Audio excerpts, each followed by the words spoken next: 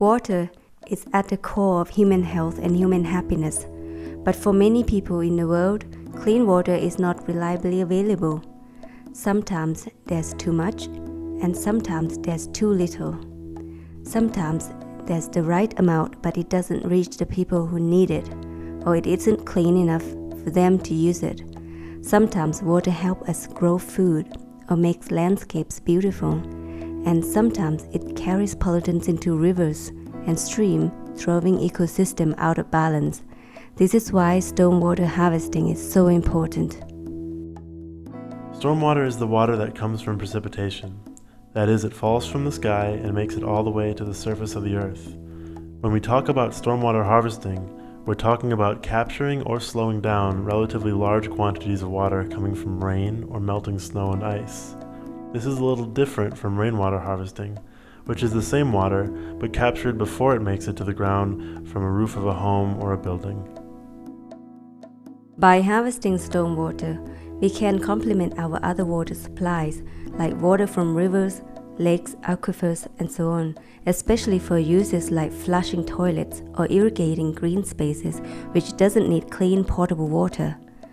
Stormwater harvesting can also lend a hand to natural systems, for example, by replenishing groundwater supplies. Stormwater can be a small piece of the puzzle or a big one. Just as an example, the amount of rain that falls in Mexico City in a year is on paper enough to provide drinking water for the whole population. Across the world, with climate change affecting precipitation patterns in a difficult to predict ways, water security is more important than ever in communities large and small. Ensuring that everyone has access to clean water isn't just about getting through the dry times. Too much water flowing too fast can be devastating, especially in places with inadequate or non-existent stormwater management infrastructure and practices. Stormwater that isn't properly managed can also carry pollutants into rivers and streams, throwing ecosystem out of balance and disrupting all sorts of ecosystem services and functions. This video will highlight some global best practices for harvesting stormwater and stormwater management. Stormwater harvesting takes place in rich countries and poor countries. It's happening in wet climates and in dry climates. Wherever you live, there are opportunities to effectively harvest stormwater to help ensure everyone has access to clean and safe water.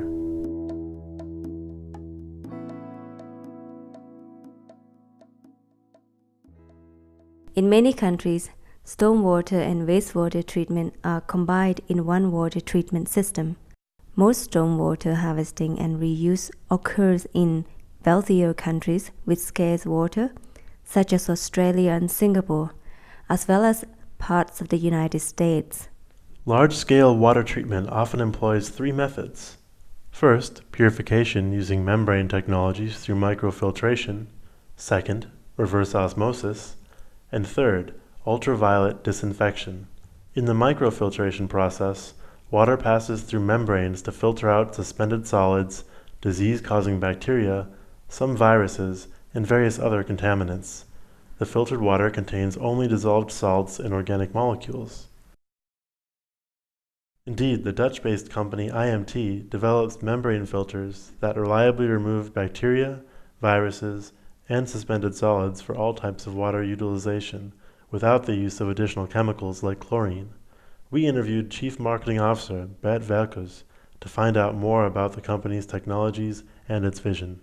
The main interest of IMT is that we like to offer the membranes which our clients can use for their water treatment projects, and we try to offer them in such a way that based on our services they can be successful in the water treatment market.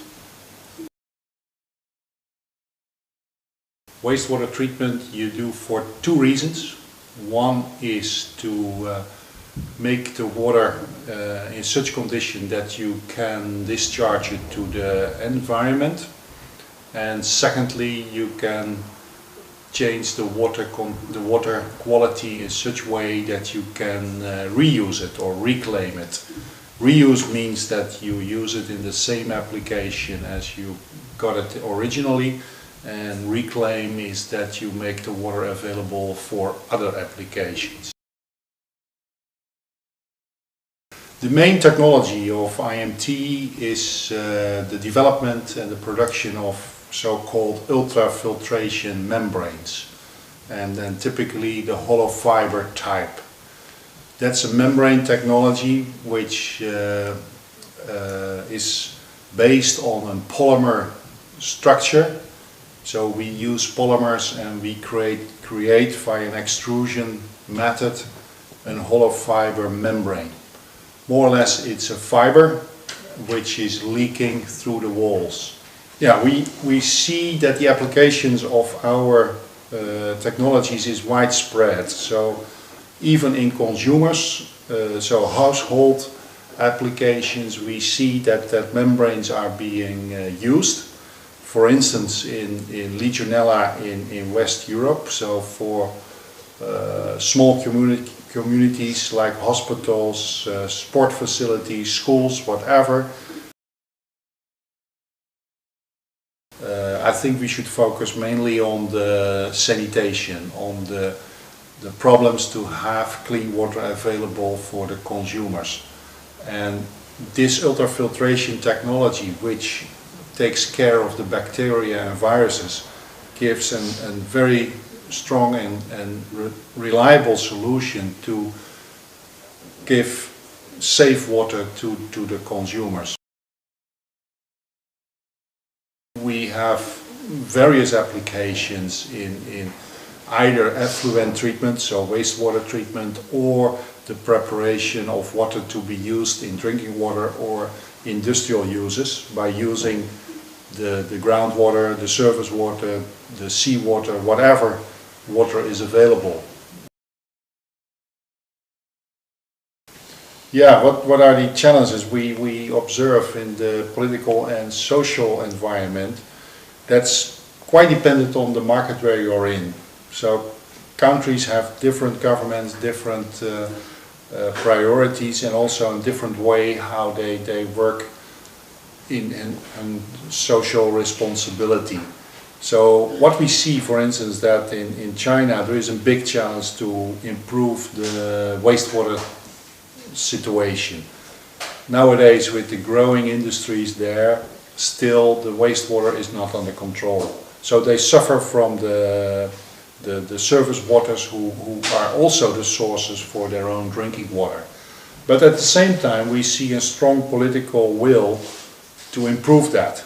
So laws are being made, funds are being made available to create a better situation which will be beneficial for both the public related to their drinking water as well as to the industries who are basically making the water in such a condition that they can reuse it.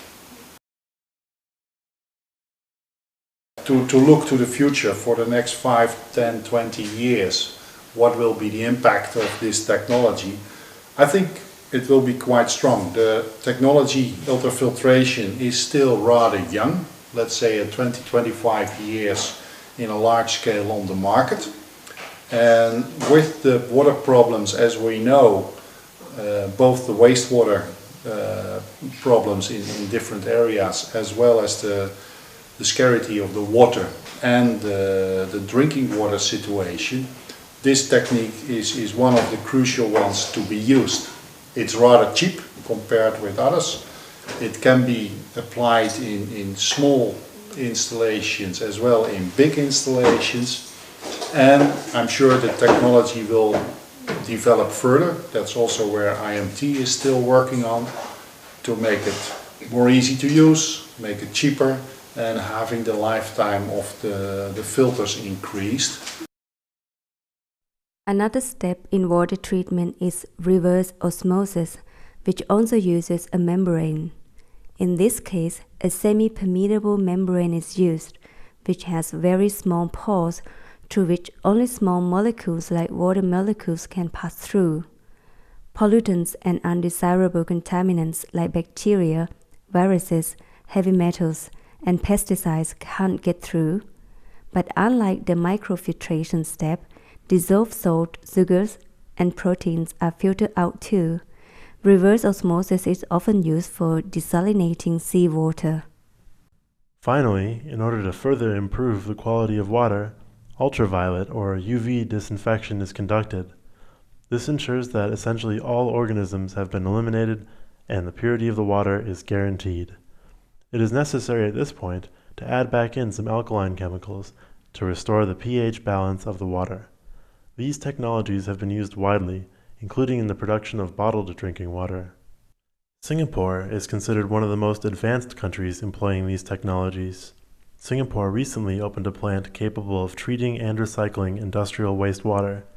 Combining what is called an upflow anaerobic sludge blanket with ceramic membrane bioreactor technology, the plant can treat up to 1 million gallons, or 3.8 million liters, each day for industrial use.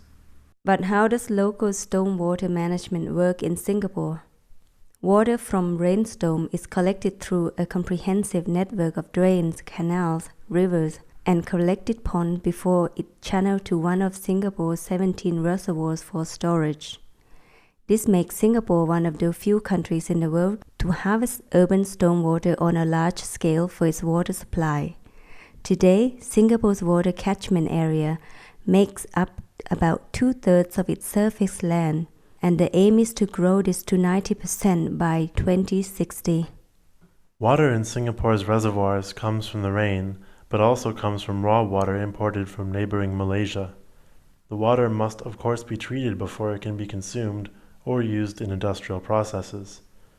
Wastewater from homes and businesses ultimately makes its way to water reclamation plants, from which some will go on to be treated at so-called new water plants, and some will go to the sea.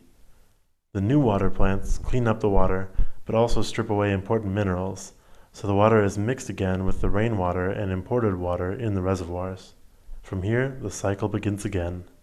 Reuse or recycled stormwater has been identified as an approach with great potential to achieve ecological improvement and to reduce stress on water supplies from surface water.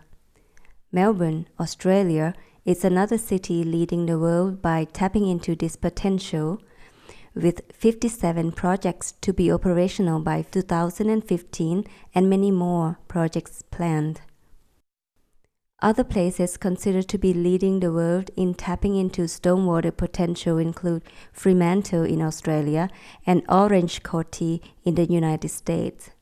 Large-scale stormwater harvesting is not the only way people are addressing this issue. At a smaller scale, rainwater can be harvested from rooftops, with important benefits for people and ecosystems. This practice has been put to use widely in both rich and poorer countries around the world.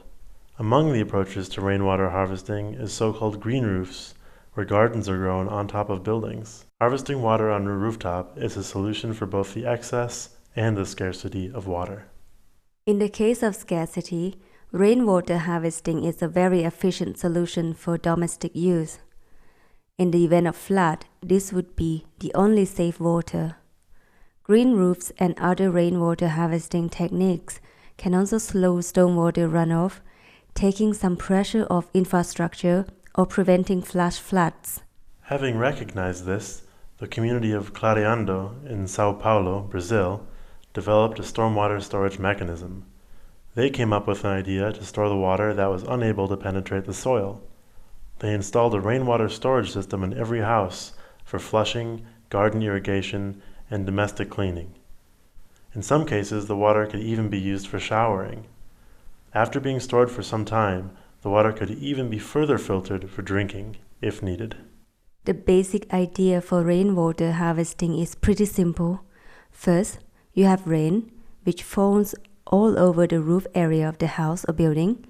Then, the water flows through gutter and pipes until it reaches a small reservoir or a container where the water is stored. Third, and what sets this example apart from many other types of rainwater harvesting, is the water goes into a special tank where it is filtered enough to be usable for the toilet and other domestic use, like described before. Through this process, stormwater becomes part of a cycle inside the house without harming the cycle outside.